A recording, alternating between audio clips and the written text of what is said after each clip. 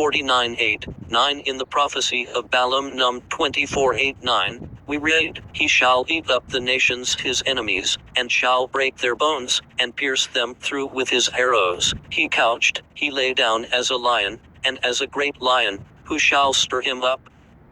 The same testimony is borne by the prophet Amos. "Will a lion roar in the forest, when he hath no prey? Will a young lion cry out of his den, if he hath taken nothing? The lion hath roared, who will not fear?"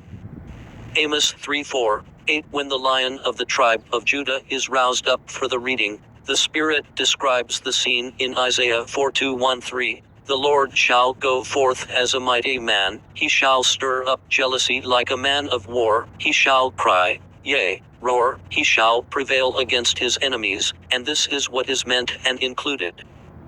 When the elder says for John's comfort, "The Lion of the tribe of Judah hath prevailed, and hence is worthy to receive power, and riches, and wisdom, and strength, and honor, and glory, and blessing." Rev 5. Whether we look, therefore, at the primeval revelation in the heavens, or at the later revelation in the Word, the story is one and the same. And what we see of Leo and his work in both, we find developed and described in the three constellations of the sign. 1. Hydra the serpent. The old serpent destroyed. The time has at length come for the fulfillment of the many prophecies pictured in the heavens, and in its three final constellations, we see the consummation of them all in the complete destruction of the old serpent, and all his seed, and all his works. It is the special work of the Messiah, as the Lion of the tribe of Judah, to trample it underfoot. It is pictured as the female serpent Hydra, the mother and author of all evil. Hydra has the significant meaning, he is abhorred. It is an immense constellation, extending for above 100 degrees from east to west,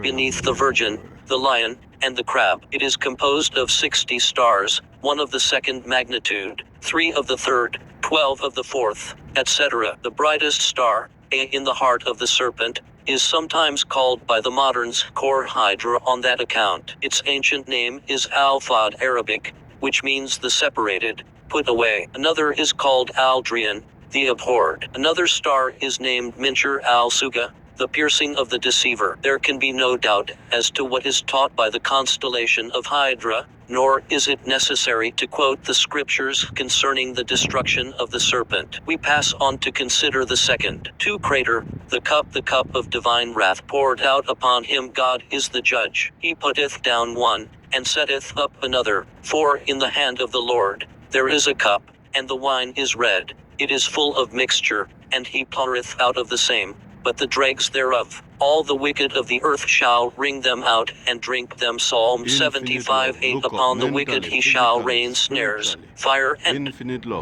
brimstone, and a horrible tempest. This shall be the portion of their cup. Psalm 11:6. This is no fabled wine cup of Bacchus, but it is the cup of his indignation. Rev 14:10. The cup of the wine of the fierceness of his wrath. Rev 16:19. This is what we see set forth in this constellation. The cup is wide and deep, and fastened on by the stars to the very body of the writhing serpent. The same stars, which are in the foot of the cup, form part of the body of Hydra, and are reckoned as belonging to both constellations. This cup has the significant number of 13 stars, the number of apotasy. The 2 Al-Ches, which means the cup, and determine the bottom of the cup. 3 Corvus, the raven, the birds of prey devouring the serpent. Here is the final scene of judgment. We have had Zeb, the wolf, now we have Oreb, the raven.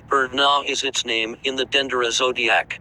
Means the enemy, and Na means breaking up or failing. That is to say, this scene represents the breaking up of the enemy. There are 9 stars, the number of judgment in this constellation. The bright star A in the eye is called Al-Chibar Arabic, joining together, from the Hebrew Chiba Num 23:8, which means accursed. This star, then, tells of the curse inflicted. The star B in the right wing is called Al-Gorab Arabic, from Hebrew Oreb, the raven. A third star is named Mincher al-Gorab Arabic, and means the raven tearing to pieces. This brings us to the end. There is nothing beyond this. Nothing remains to be told. We know from the word of God that the eye that mocketh at his father, and despiseth to obey his mother, the ravens of the valley shall pick it out, Proverbs 31:7. We remember how David said to the giant Goliath, a type of this enemy of God's people, I will smite thee, and take thy head from thee, and I will give the carcasses of